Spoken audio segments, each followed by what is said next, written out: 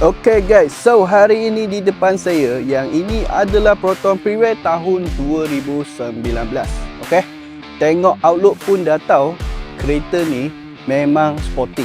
Okay, so kawan-kawan, untuk harga kereta, okay, harga on the road lah 24,800. Harga ini tak tercampur road tax dengan insurans, so bulanan hanya dekat-dekat RM400. Maksudnya harga RM390 sahaja. Korang boleh buat full loan sampai 7 tahun. Okey, sebab ini kereta tahun 2018. Okey, so untuk cat kereta kami dah buat satu layer cat yang baru. Yang ini cat yang kualiti. Bukan orang kata cikai-cikai lawyer punya cat. Okey, rim maintain original. Tengok rim pun tahu owner sebelum memang jaga dia.